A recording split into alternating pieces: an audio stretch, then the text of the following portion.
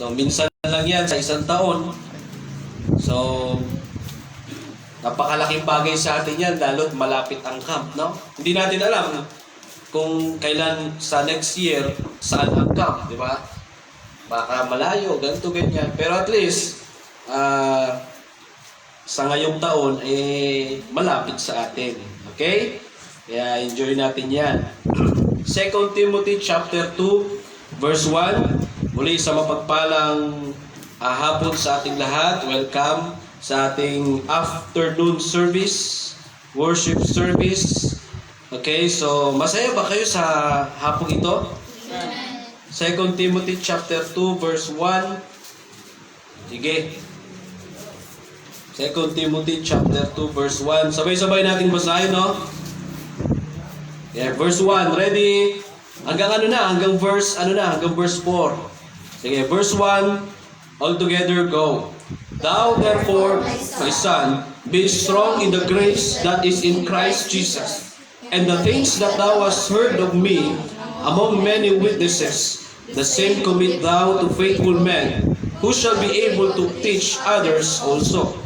Thou therefore endure hardness as a good soldier of Jesus Christ. No man that warreth entangleth himself with the affairs of his life, that he may please him who hath chosen him to be a soldier. So ang mensahe po ng Panginoon sa hapong ito ay be strong. Amen? Ano ba sa Tagalog ng be strong?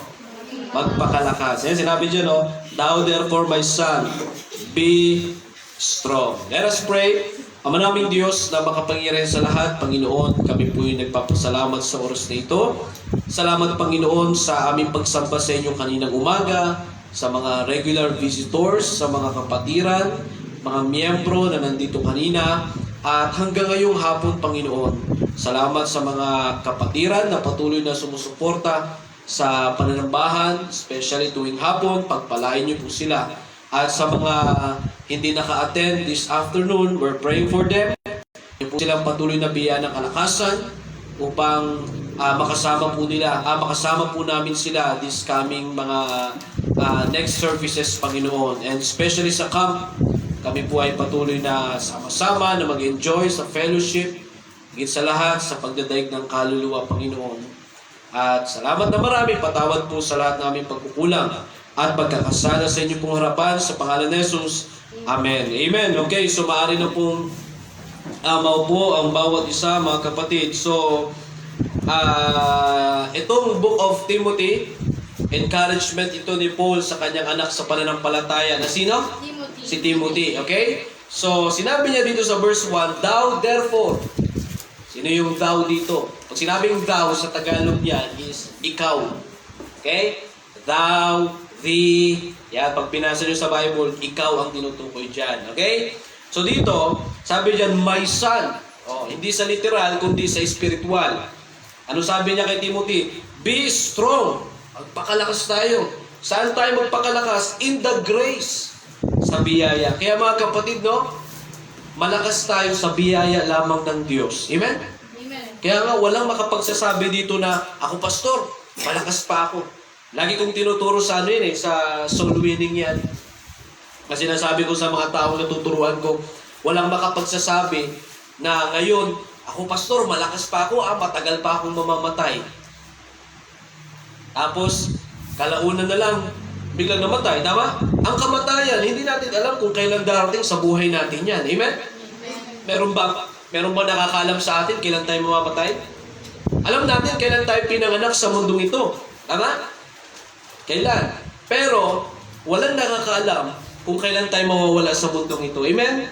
Kaya walang pwedeng magmayabang sa atin. Sabi nga ng Biblia, di ba?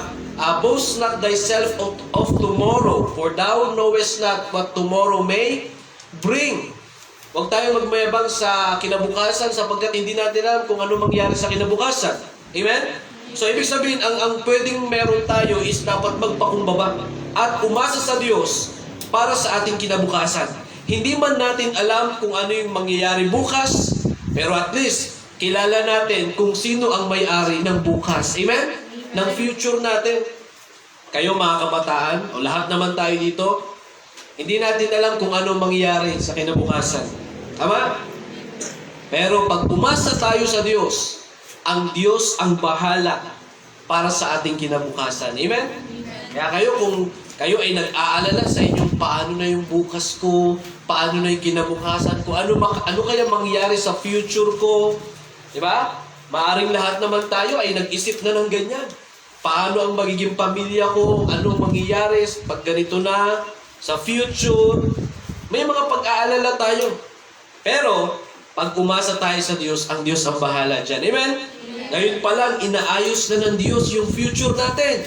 Kayo mga kabataan, maglingkod kayo ng matapat sa Diyos. Ngayon pa lang, hinuhulma ng Diyos ang inyong future. Amen? Na balang araw, magiging ganyan kayo sa biyaya ng Diyos. Amen? Kaya kung may hirap kayo na nararanasan ngayon, tiwala lang sa Diyos. Tuloy lang sa paglilingkod. Kasi balang araw, nakahanda na yung future natin. Amen? Punong-puno ng pagpapala. Okay? Kaya sabi ni Paul, be strong in the grace. Okay? Hindi natin pwedeng sabihin na, malakas pa ako. Maraming tao malalakas pero biglang namatay. Tama? Kasi ang kamatayan, ibang-ibang uri yan.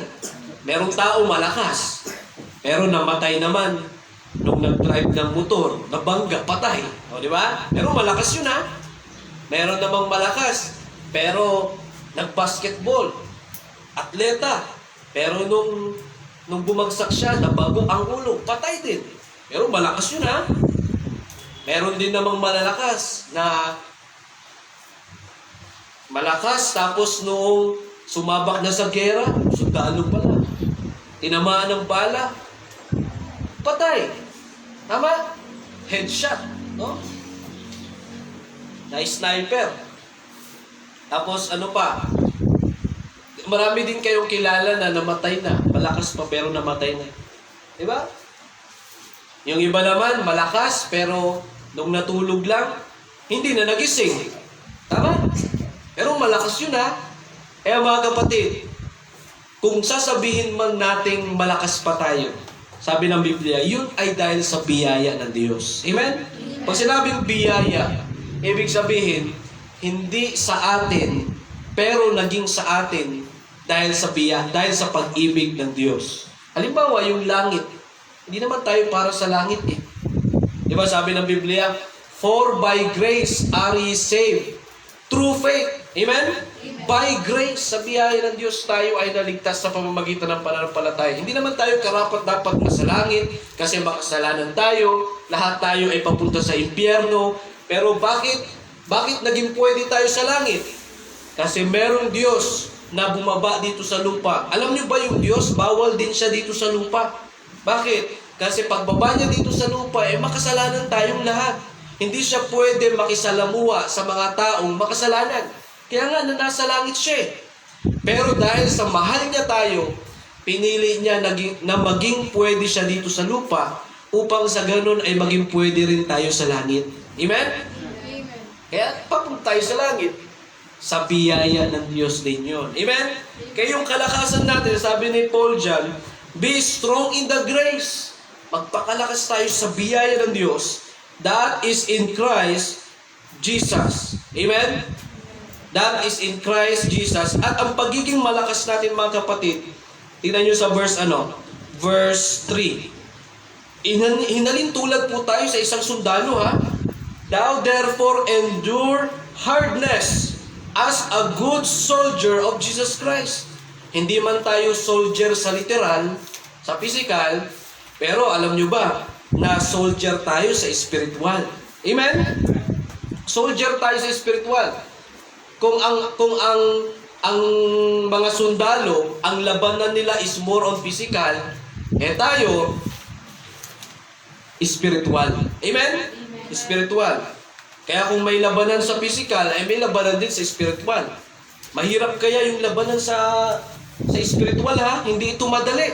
Simula nung naging Kristiyano ka, meron ng labanan dyan. O dati, di ba, nung hindi pa tayo Kristiyano, wala namang naglalaban. Tama? Kasi nung hindi pa tayo Kristiyano, kung ano yung gusto ng laman natin, kung ano yung gusto ng sarili natin, yun lang ang nasusunod. Walang kumukontra. Tama? At ang Diyos natin ay ang Diablo, Diyos ng sanlibutan. Walang kukontra dyan sa mga ginagawa natin dati.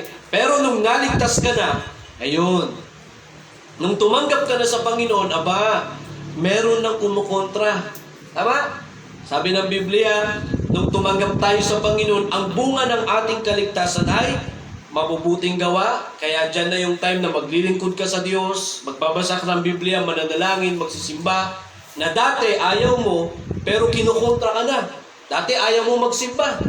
Pero ngayon, di ba, pag-gising mo ng umaga, meron nang bubulong sa'yo. Oh, Sunday ngayon. Church ka ngayon. O, di ba? Dati, okay lang naman sa'yo na Sunday, magpahinga ka. Pero nung naligtas ka at ngayon, may nagpupush na sa'yo na maglingkod sa Diyos. Amen? Dati, wala naman tayong pakialam sa Biblia. Yeah, yung Biblia natin, kung saan-saan lang aparador, naaalikabukan. Pero nung naligtas tayo, aba, ito na yung number 1 na pinapahalaga natin sa loob ng tahanan. Amen? Pinabasa na natin ito. Dati, wala naman tayong pakialam sa panalangin eh. Pag tayo nanalangin, hindi man natin alam kung tama o mali yung ating panalangin. Magpipray tayo minsan sa rebulto. Aba, Ginoong Maria. Di ba? Paano naging Ginoo si Maria? Di ba dapat ginang? Ano, gets niya?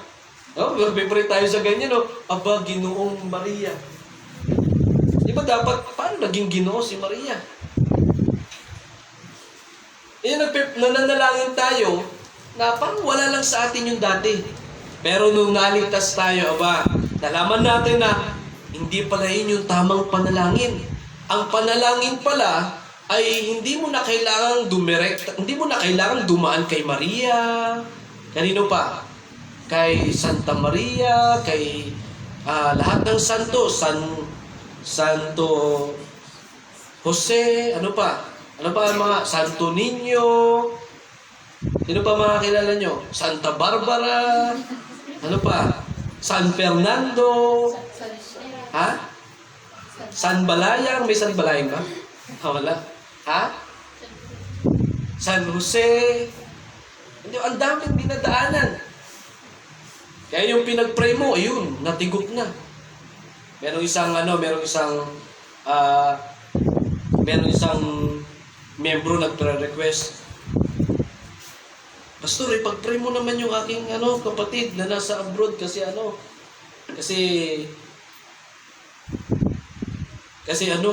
mamamatay na siya, Pastor, nag-50-50 na siya. Ganun ba? O sige, pag-pray natin. Ay manalangin, Ama naming Diyos na makapangyarihan sa lahat, Diyos ni Maria, Diyos ni Jose, Diyos ng Pilipinas, Diyos ng Israel. Maya tumunog yung cellphone niya. Tut. Pastor, nag-text na pala, patay na daw. Bakit? Kailan namatay? Nung nasa Israel kayo, Pastor. Daming dinaanan. Di ba? Yun ang point natin. Pag tayo nag-pray, wala nang direct talaga sa Diyos. Amen? Kaya minsan yung urgent prayer, kailangan namin pag-pray, di ba? Yung ipag-pray mo, ganito, pero iba. Kaya wala. Direct na talaga sa Diyos agad. Amen? Kaya mga kapatid, magpakalakas tayo. Amen? Sino sa atin ang nangihina na? Pastor, hinang-hina na ako. Meron ba? Ha? Pastor, pagod na ako. Nangihina na ako. Alam nyo, ang nakakapanghina lang, una, kasalanan. Amen? Pag tayo mamuhay sa kasalanan, talaga manghihina tayo yung espiritualidad natin. Mawawalan tayo ng gana sa paglilingkod. At ano pa yung nakakapanghina? Pag may pagsubok. Amen? Sino sa inyo ang hindi nakaranas ng panghihina nung nagkaroon ng pagsubok? Meron ba? Wala.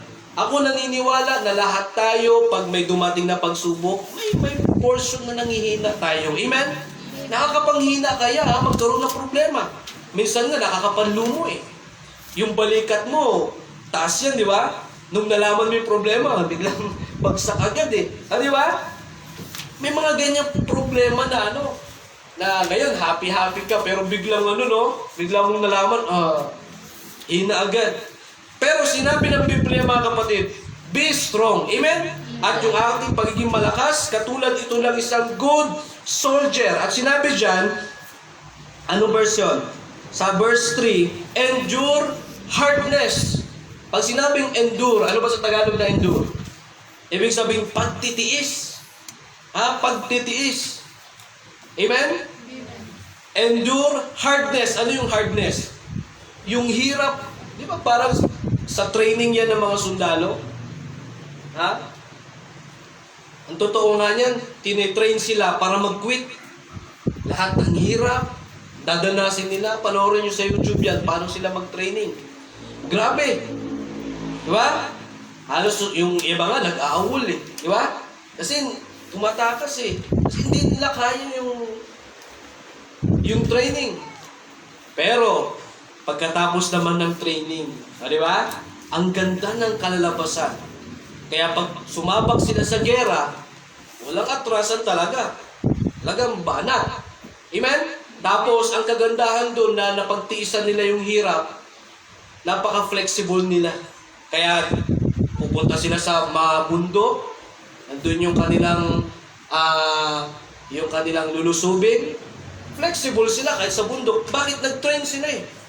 Sa kabila ng hirap, tinis nila yon. Kaya, pagdating sa labanan, marunong sila. Amen? Alam nila kung paano. So kung i-apply natin yan sa buhay spiritual, ganun din po. Nung tayo ay naging Kristiyano na, hindi ibig sabihin na wala na tayong problema. Baka ina-expect natin na ngayong Kristiyano na ako, hayahay na ang buhay kasi kasama ko ang Diyos. Nagkakamali tayo sa ganyang expectation. Ang totoo niyan, nung naging Kristiyano ka, mas matitindi pang pagsubok ang posible na maranasan mo. Amen? Amen. Kaya nga, lagi kong sinasabi sa inyo, may mga nagtetestimony ng mga Kristiyano na kung kailan sila naging Kristiyano, tsaka naman parang ang lala ng mga problema na kanilang nararanasan. Nung hindi naman sila Kristiyano, parang wala lang. Tama? Pero nung naging Kristiyano sila, yung mga problema na hindi naranasan noon, nararanasan nila ngayon. Pero sabi ng Biblia, di ba? Saan yun? Yung sinabi, think it not strange. Di ba nabasa rin natin yun? Huwag ka nang magtaka kung may mga pagsubok na darating sa'yo.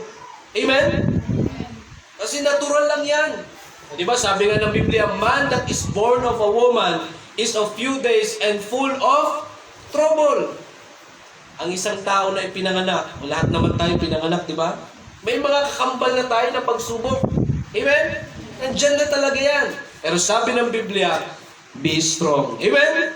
Pakalakas tayo. Ano sabi sa Ephesians 6:10? Finally, my brethren, be strong in the Lord and in the power of His might. Remember be strong in the Lord. Hindi sinabi na magpakalakas ka sa kaibigan mo, magpakalakas ka sa kung sino mang tao. Ang sabi, magpakalakas tayo sa Diyos. Pastor, bakit sa Diyos? Kasi hindi tayo iiwan ng Diyos. Amen? Pag sa tao ka magpapakalakas, pag nanghina yung taong yan at nag-backslide yan, mawawala din tayo. Amen? Pag sa kaibigan ka nagpakalakas at nagkamali yung kaibigan mo at nag-backslide, mawawala rin tayo. Pero pag sa Diyos ang ating kalakasan, kahit na may mga mawala man, may mga mag-backslide man, pero wag naman nawa, no? Pero kung sakaling may mawala man sa gawain ng Diyos, magpapatuloy ka pa rin. Kasi alam mo na ang kalakasan mo ay ang Diyos. Amen? Amen. Kaya ang tanong is, why we need to be strong? Bakit natin kailangan maging malakas? Tignan nyo sa verse 2. 2 Timothy chapter 2 verse 2. Sabi dyan, and the things that thou hast heard of me among many witnesses, the same commit thou to faithful men, who shall be able to teach others also. So sabi sa umpisa, and the things that thou hast heard of me, yung mga bagay na narinig mo sa akin. So, that's number 1 point. Why we need to be strong? Because we still have a message to hear. Yan yung number 1. Bakit natin kailangan magpakalakas? Kasi meron pa tayong mensahe o mga mensahe na dapat pang pakinggan. Amen? Buhay pa tayo ngayon, ibig sabihin, may mensahe pa sa iyo ang Diyos na dapat mong pakinggan. Amen? O ngayon, buhay pa kayo ngayon. Nandito pa kayo, nandito pa tayo, nakakapakinig pa tayo ng preaching. Ibig sabihin, kalooban pa ng Diyos na mapakinggan nyo yung ganitong preaching. Amen? Na tayo ay magpakalakas. Bakit? Sapagkat may mga mensahe pa tayo na dapat pakinggan. At ako naman naniniwala na marami na tayong mensahe na napakinggan. Yung iba nga minsan paulit-ulit na mensahe. Pero nagre-remind lagi sa atin yun. Amen? Halimbawa, the message about soul winning. Oh. Yung soul winning, paulit-ulit na mensahe na yan. Pero sa tuwing naririnig natin, lagi tayong napapaalalahanan. Amen? Lagi kong naalala dyan yung terror of the Lord. What is the terror of the Lord? Yung impyerno. Impyerno, naglalagablab na apoy. Merong uod na hindi namamatay, merong apoy na hindi namamatay. Yan ang impyerno. At dahil doon, sabi ng Biblia, di ba? For the love of Christ constraineth us. Dahil sa impyerno, yung pag-ibig ng Panginoong Kristo na nasa atin, yun yung nagtutulak sa atin that we persuade men. Ibig sabihin, na hinihikayat natin ng mga tao. Amen? Soul winning. The message about soul winning, mga kapatid. Sabi ng Biblia, isang tao lang ang maligtas. Isang kaluluwa lang ang maligtas. Ilang anghel ang nagkakasiyahan? Libo-libong anghel ang nagkakasiyahan. Lalo pa kaya kapag isa, dalawa. Kaya dito, di ba, tuwing nag-i-invite tayo ng tao, ayan, may mga regular visitors tayo, minsan may mga bisita. Ang sarap at ang ganda tignan, mga kapatid, na weekly may mga bisita. Amen? Punta kaya tignan nun. Kaya kayo, kung kayo ay wala pang nadadala sa Panginoon, kahit isa, manalangin ka, Lord, tulungan niyo po ako na makapagdala ako ng kaluluwa. Kahit isa lang. Amen? Amen. Yan yung ano natin ngayon, di ba? Yan yung goal natin ngayon. Ngayong taong ito. Na kahit isa lang. Di ba? Pero salamat sa Diyos. Weekly, may mga bisita tayo. Di ba? May mga bagong mukha. Hindi ba kayo natutuwa nun? May mga bagong mukha. Di ba? Isipin nyo, pag isang taon walang bago, ano mangyari? Saka tumingin, ikaw na naman. Pag tumingin, ikaw na naman. Di ba? Pero nakakatuwa pag may bago eh. Tama? May bagong naliligtas. Di ba? Pero hindi ibig sabihin, huwag niyo akong ma-misunderstood. Hindi naman ibig sabihin na dapat nagkakasawaan na tayo sa isa't isa. Hindi kaya, amen? Amen. Ang totoo nga niyan, namimiss pa nga natin ang isa't isa. Kaya dapat tuwing Sunday, kumbaga yan ang ano natin eh. Yan ang bonding time natin eh. Kasama ang Diyos. Amen? Isang beses mo na nga lang siya makamayan, hindi mo pa siya kakamayan. Di ba? Dapat masaya tayo. Kaya pag mag-welcome, so welcome to Bible Baptist Church. Masaya magkamayan. Amen? Masaya tayo na makita ang isa't isa. Pero mas masaya pag laging may bisita. Amen? May makikita tayo mga bagong, kanina may mga regular visitors, oh. Tapos plus pa yung mga ini-invite natin, itong mga nakaraan na hindi na nakaka-attend, no?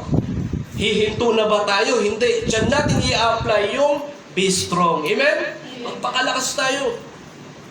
Kasi balang araw, huminto sila, may mga bisitang huminto, pero tuloy lang. Pray for them.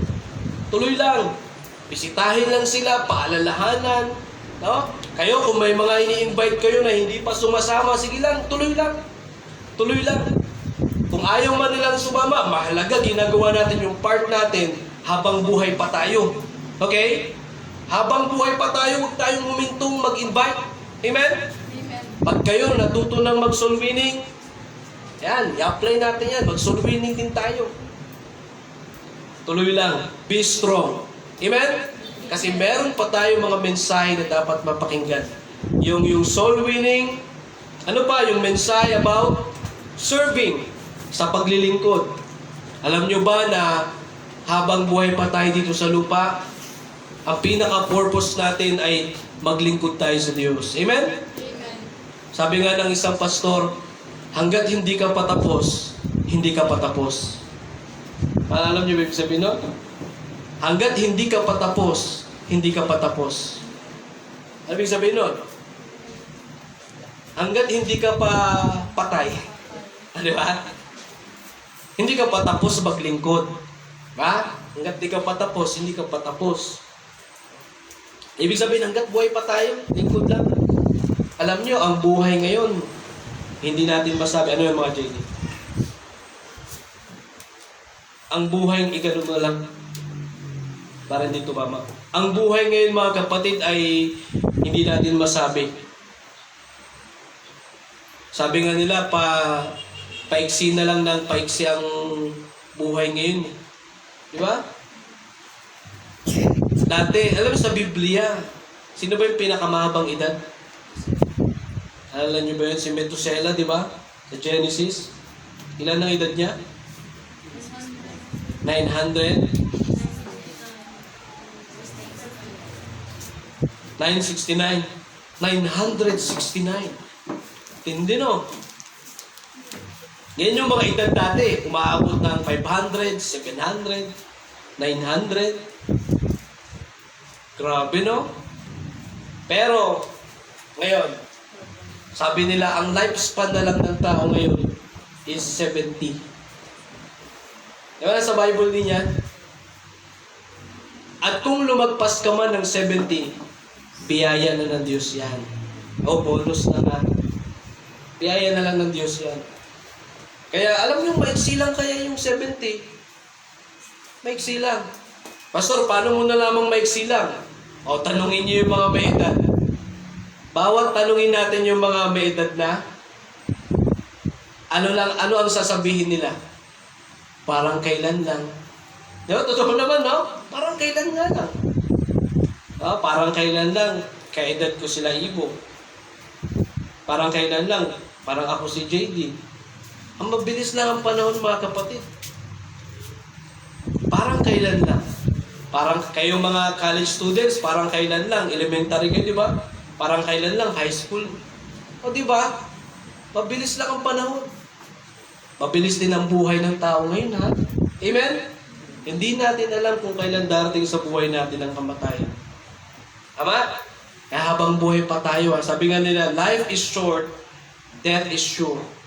Sigurado ang kamatayan at maiksi lang ang buhay natin. Diba? Ito, may namatay dito, di ba, sa sentro? Anong pangalan nun?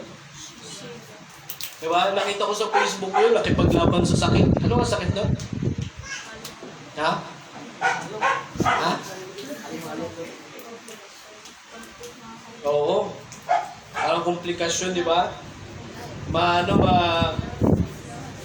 Matindi yung sakit, no? Pero may young people na may young people na nag-send sa akin noon at nakiusap na ipag-pray, no? Sinignan ko yung Facebook. Talaga at tapos nanghihingi ng tulong, di ba, milyon na yata yung nagastos sa ospital. No? Kaya tignan nyo, wala talagang magagawa yung pera, no? Kahit gaano kakayaman, pag oras mo na, wala kang magagawa. Si Michael Jackson, sobrang yaman nun. Kompleto kaya ang doktor ni Michael Jackson. May doktor siya sa mata, may doktor siya sa ulo, may doktor siya sa tenga. Ano, kompleto. At ang plano niya na humaba ang kanyang buhay. Pero di ba, anong edad niya? Nung siya ay namatay, bata lang. Kaya kahit anong gawin ng kayamanan natin, pag sinabi ng Diyos na oras mo na talaga. Amen? Kahit na pagsamasamahin pa lahat ng doktor sa Pilipinas, sa buong mundo, pag sinabi ng Diyos na kukunin na kita, wala na tayong magagawa. At walang taong pwedeng makapag-imbento na kaya nilang ibalik ang buhay ng tao once nakunin na ng Diyos. Ganun lang talagang buhay. Ilang taon yun? Ilang taon? 24 years old. Diba? Batang-bata. Marami nang matatanda dito sa lugar natin, di ba? Pero nauna pa siya. Ano ibig sabihin nun? Hindi talaga natin kayang pigilan ng kamatayan. Amen? Kaya, Kung malakas man tayo, sabi ng Biblia, that's by the grace of God. Amen? Sa biyaya niya ng Diyos. Malakas pa tayo, wala tayong sakit. Or kung may sakit man tayo, pero nakakalakad pa rin tayo. Yun, bedridden yun sa ospital. Ilang buwan yata yun, di ba? Lahat, ginastos na lahat. Nanghihingi ng tulong lahat. Pero wala. Yun ang buhay niya. Yun ang araw na itinakda sa kanya ng Diyos na doon na siya mawawala. 24 years old. Sino 24 dito? Sino 24? 23. Di ba? Halos parang gano'n, parang sayo. Mga kapatid, no? Anong lesson doon? Hanggat buhay pa tayo, maglingkod tayo sa Diyos. Nung buhay kaya siya, ano kaya ang ginagawa niya? Nag-church ba yun? Naglilingkod ba yun sa Panginoon? Diba? At buhay pa tayo, maglingkod tayo sa Panginoon. Hindi natin alam ang bukas. Amen? Maaaring malakas tayo ngayon, pero bukas, ano na lang tayo. Diba? Kaya, sulitin natin yung oras. Sulitin natin yung panahon. Sulitin natin yung kalakasan, mga kabataan. Sulitin nyo yung panahon nyo na malakas pa kayo. Makapaglingkod kayo sa Diyos. Hindi nyo pwedeng sabihin na, tsaka na ako maglilingkod sa Diyos kapag 30 years old na ako. Tsaka na ako maglilingkod sa Diyos kapag naging 25 years old na ako. Ang tanong, kung aabot ka ba ng 25? Tama? Tsaka na ako maglilingkod sa Diyos kapag naging college na ako. Ang tanong, kung aabot ka ba ng college? Diba? Ibig sabihin, every day na nagigising tayo, yan yung panibagong araw na maglingkod tayo sa Panginoon. Amen? Maglingkod tayo sa Panginoon. We have still a message to hear. That's why we need to be strong. Amen? At habang buhay pa tayo sa mga susunod na araw, marami pa tayong mga mensahe na mapapakinggan. Mga preachings na mapapakinggan na patuloy na mag-i-encourage sa atin. Amen? And then pangalawa, why we need to be strong? Because we still have a message to hear. Pangalawa, because we still have a message to tell. Okay? May mga mensahe pa tayo na dapat pakinggan at may mga mensahe pa tayo na dapat sabihin sa iba. Amen? Tingnan nyo sa binasa natin kanina.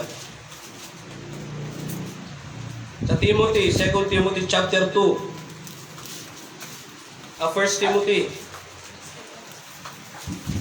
Tama ba? Second first. Ayun, 2 Timothy chapter 2 verse 2. Ayun o. And the things that thou hast heard of me. O, tapos na tayo dyan ha. Yung mga bagay na narinig nyo sa akin. Ano yun? Yung mga doktrina, mga lessons sa Bible, preachings. Ano gagawin natin? The same commit thou to faithful men. Ipasa rin naman natin sa mga matatapat na tao. Amen? Amen? Kaya, kung hindi tayo magiging matapat sa paglilingkod ngayon, paano yung next generation? Amen? Ganito. Kung tayo, kayo mga young people, o sa ating mga may edad, kung hindi tayo magiging matapat ngayon, paano yung mga bata na to? Diba? Kasi nakatingin yan sila sa atin. Sabi ko nga sa inyo, sa ayaw at sa gusto nyo, may taong nakatingin sa atin. Dito sa loob ng church, sino yung mga tumitingin sa atin? Yan, mga batang yan, oh. Kung hindi tayo magiging matapat sa Diyos, paano na lang sila? Tama? Kung hindi tayo magiging matapat sa Diyos, hindi natin titindigan yung doktrina na nasa Biblia, paano na lang sila? Paano na lang yung mga kabataan? Si Angelo. O si Derek, nandun o. Paano na lang si Derek kung hindi natin titindigan ang katotohanan? Kasi pag hindi tayo titindig sa katotohanan ngayon, baka pag nawala tayo at sila na ang mga naging pastor dito, baka sabihin nila, pwede na tayo maglagay ng drums. Pwede na. Magsayawan na tayo dito. Bakit? Kasi may mga leader na nawala na at nakita nila na yung mga leader na yun hindi tumindig sa katotohanan. Amen? Amen. Pero kung nakita nila, mga kabataan dito, at narinig nila dito sa pulpito na hindi tayo sumasayaw, wala tayong drums, hindi tayo bla bla bla bla bla, ano yan? Speaking in tongues, no? Pag yun ang lagi nang narinig, pag nawala na tayo, titindigan nila yan. Amen? At pag nandito na sila sa pulpito, yun din ang kanilang ipapangaral. Amen? Bakit? Kasi may mga nauna sa kanila na tinindigan ang katotohanan. Kaya tayo, kung ano yung nalalaman natin at kung ano yung isinasabuhay natin sa salita ng Diyos, let us commit that to faithful men. Yung mga matatapat. Generation by generation lang din yan eh. Diba? Sabi ko nga sa inyo, hindi habang buhay, tayo ang miyembro dito. May mga papalit at papalit sa atin. Diba? Pero ang prayer natin, nawa, mahabang taon pa. Tama? Nawa na gamitin pa tayo ng Diyos sa mahabang taon. Pero, ating tandaan at ating tanggapin na hindi habang buhay nandito tayo. Darating talaga sa point na kukunin tayo ng Diyos. Pero pag kinuha na tayo ng Diyos, paano na lang yung mga matitira? Sila ba ay maninindigan pa rin sa katotohanan? Alam niyo may mga simbahan kayang ganon. Nung nawala na yung pastor, tapos yung pumalit na pastor, iba na. Binago na yung doktrina, binago yung practices, hindi sumasayaw dati, ngayon sumasayaw na, may drums na, nagbago lahat. O di ba? Kaya, ngayon pa lang sa ating generation, napakahalaga na makita ng mga next generation kung paano tayo manindigan sa katotohanan. Amen? Kasi pag tinindigan natin yan, magiging matapat yan mga yan. At kung ano yung mga narinig nila, yun din ang kanilang isa sa buhay. Kaya tayo po yung mga naghahawak ng mensahe ng Diyos ngayon, ng salita ng Diyos. Yung mga kabataan na yan, kaya nga may kids church eh. Kayo ang may hawak ng mensahe. At yung mensahe na nalaman nyo, yun yung sasabihin nyo sa kids church. Amen? Sa mga kabataan. Sabi ng Biblia, the same commit thou to faithful men. Ako bilang pastor, kung ano yung natutunan ko sa doktrina, sinishare ko rin sa inyo. Kung ano yung natutunan ko sa music, libre akong natuto sa music, walang bayad. Kaya pagdating dito, libre din, walang bayad. Yun ang natutunan ko eh. Amen? Amen. Diba? Kasi balang araw, hindi lahat ng panahon, pianista ako sa simbahan. Darating din yung panahon na manghihina ang aking mga kamay. Darating din ang panahon na hindi ko na kayang magpiano. Ngayon, kung hindi ko ito i-commit sa faithful men na sinabi ng Biblia, sino ang susunod na pianista? Amen? Kasi sinabi ng Biblia kay Timothy, commit thou to faithful men. Kung ano yung mga narinig mo, ipasa mo rin sa mga matatapat na tao. Kaya dito, kung ano yung natutunan ko, yun lang din. Kung ano yung narinig nyo sa akin ngayon, yan din yung natutunan ko sa Bible School. Kung ano yung pinapangaral ko sa inyo ngayon, yan din yung mga narinig ko mga mensahe galing sa salita ng Diyos. Amen? Commit thou to faithful men. Kaya, yung piano na natutunan ko, turo lang. Biyaya ng Diyos, oh. 3 barako na lang yung natitira dito sa natin. Nasaan yung girls? Si Belle. Diba? Wala na yung mga girls natin sa piano. Ito na lang, sabi ko sa 3 lalaki, baka naman may mawala pa sa inyo. 3 na lang kayo. Kaya pag song leading, sila din 3. Ito tuwing Sabado. Diba? Tuloy lang. Amen? Tuloy lang.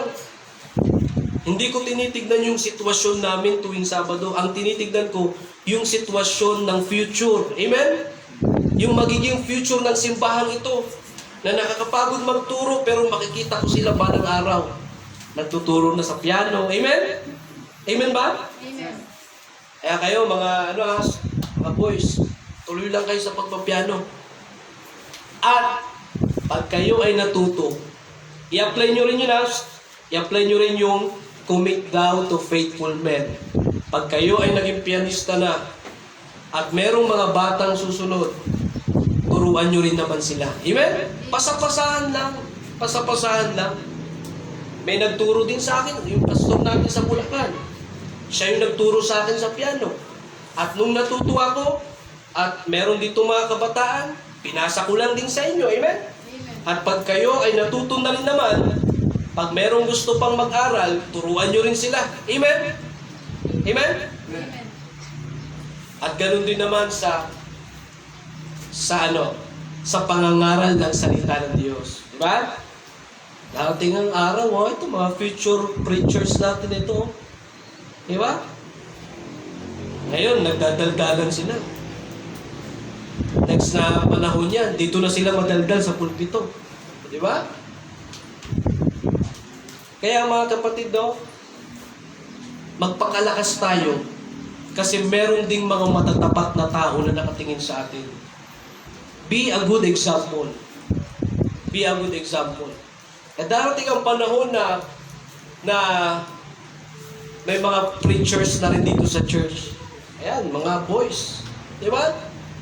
Magpakatatag tayo. Amen? Amen. Why? Because we have a message to hear. At pangalawa, we have a message to tell. Yung sinabi ni Pablo na, commit thou to faithful men. Yung men dito mga kapatid, hindi ito literal na mga boys lang ha. Yung men dito mga kapatid is general po ito. Kasali yung mga ladies. Men and ladies ito. As a church, mga kapatid. Kasi ang katapatan, hindi lang naman ito sa mga boys. Lahat sa atin. Kaya nga, tingnan nyo ang napaka-specific ni Apostle Paul dito. Sinabi niya, commit thou to faithful men. Ipasa mo at ituro mo rin naman sa mga matatapat na tao. Okay? Ibig sabihin, sa paglilingkod sa Diyos, kung meron mang taong hindi matatapat, still, sa gawain ng Diyos, meron pa rin mga taong mananatiling matapat. Amen? At kung sino yung matapat na yun, sila yung turuan mo. Yan yung paalala sa akin ng pastor natin sa Bulacan. Kung sino yung nandyan, at kung sino yung nagpapatuloy, dun ka mag-focus. Huwag ka mag-focus sa wala. Kasi pag nag-focus ka sa mga nawala, madi-discourage ka. Amen? Pero pag nag-focus ka sa mga iilan na nagpapatuloy, mas lalo kang ma-encourage. Amen? Kaya, yan ang katotohanan mga kapatid. Kung meron mang aalis, meron pa rin katotohanan na meron pa rin mananatili at magiging matapat sa paglilingkod. Sabi nga kung may nagturo, may matututo. Amen? Pag may nagturo, may matututo talaga. At hindi pwedeng walang bunga ang gawain ng Diyos. Meron at meron talaga. Bakit? Kasi ang salita ng Diyos ay katulad po ito ng isang binhi na buhay. Tama? Pag tinanim mo ang salita ng Diyos sa tao, hindi pwede ito na hindi babalik na walang kabuluhan. Amen? Buhay ang salita ng Diyos. Kaya pag tinanim mo ito sa puso ng tao, talagang ang tawag dyan? Tutubo at tutubo talaga yan. Amen? Hindi pwedeng hindi. Meron at meron talagang matututo. Kaya kung may umalis man, madi-discourage ba ako, malulungkot ako? Hindi. Bakit? Kasi ang instruction ni Apostle Paul, ituro mo yan. Sa mga nag-backslide, hindi. Sa matatapat na tao. Amen? Amen. Kaya kung may mawala man at nandyan kayo, masaya tayong magturo. Amen? Kasi commit thou to faithful men. That's why mga kapatid, sa hapong ito, yung mensahe, magpakalakas tayo. Amen? Magpakalakas tayo. Sa camp, magpakalakas tayo kasi baka may sports doon. Pag hindi ka malakas, talo. Di ba? Magpakalakas tayo mga kapatid. Ang gawain ng Panginoon dito, mahaba pa yung, sabi nga nila, marami pa tayong kakaining bigas. Pero yung bigas, isahin natin. Kasi, mahirap naman kumain na hindi sinain na hindi sinain, di ba? Marami pa tayong kakaining bigas. Pero ang pinaka dito, magpakalakas tayo. Amen? Marami pang pagsubok ang dadaanan ng simbahan ito. Pero isa lang ang paalala ni Pablo, magpakalakas tayo. Magpakalakas tayo. Tayong natin tumayo, tayo ay manalangin. Ama naming Diyos na makapangyarihan sa lahat. Lord, salamat sa oras na ito. Salamat, Panginoon, sa mensahe na amin pong narinig. Salamat po sa encouragement. Salamat sa paalala. Be strong. Patawad po sa lahat namin pagkukulang at pagkakasala sa inyo pong harapan. Sa pangalan ni Jesus, Amen. Habang lahat nakapikit at nakayuko, okay na yung live. Gusto ko mag-pray ang bawat